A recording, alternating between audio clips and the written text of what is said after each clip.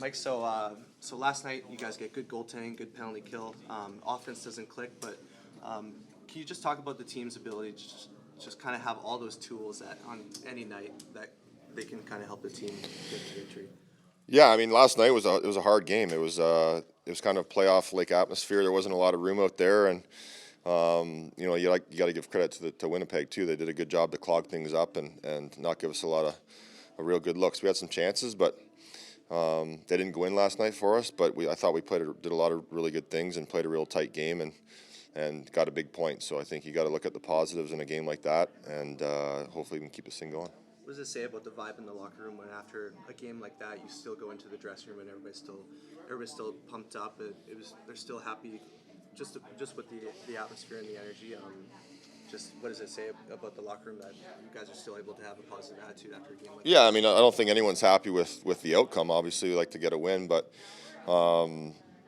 there's no reason to beat ourselves up for losing in a shootout in a 0-0 game, in a close, tight game. And like I said, not a lot of room out there. There was limited chances on both ends, but we just couldn't find the one we needed last night. But like I said, it's not out of lack of try. Guys were giving it all last night. It was a hard game, and we stuck with it, and we'll have to continue to do that tomorrow night too.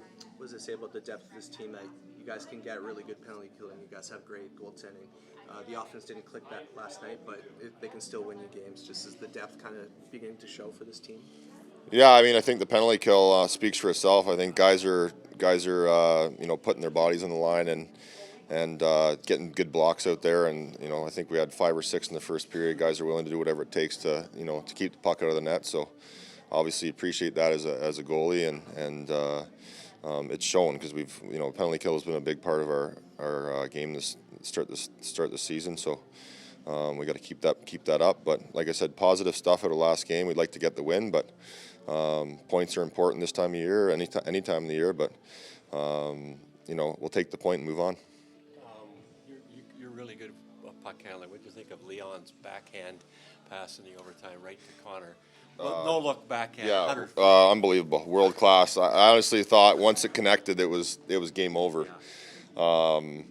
Just an unbelievable play for him to have the vision to see where he was, and then to be able to spin and throw a sauce backhand that far up was incredible. I've been talking about it most of this morning to guys. Did you see that play? And it was I've watched it a couple times. It was not too many players in this league can make a play like that. So it was unfortunate it didn't go in, but it was a heck of a play. Usually with a play like that, you're getting a little disoriented. Your back's to the play, and you're trying to corral the puck, but you're not also looking up the ice. It's a little tough to be looking down there and also looking down here. Like I said, I mean, a world-class play by a world-class player, and fortunate to be playing on the same team as a guy like that. I think it's amazing to have one of them, but to have both those guys going and to be able to make the plays they do is something to be seen. And obviously, nothing ceases to amaze us when those two players are on the ice together, and it's amazing to watch them. In shootouts, are you usually really good in shootouts, or I don't know your record? I don't either. So it's just kind of stay in the moment and try to make some saves. But obviously, last night didn't happen, and like I said, I'm not going to beat myself up about it. It was a hard-fought battle, and it comes down to a skills competition. So, not the goalie's favorite thing to happen, but unfortunately, we couldn't get the 2. But we move on. Yeah, you don't like the skills? Not my favorite, but you have to do it, right? One of them he came really fast at you and Connor. Yeah. Deked you, and then the other guy, he give Line a 20-footer in the middle of the ice from nobody chasing him. Like you made a couple of saves on him already in the game. Yeah, I mean, like I said, it comes down to a skills competition at the end where, the best players are on the ice at that point. So I think it's like you said, mono a mono, and couldn't get the saves. But like I said, move on and take the point and go from there.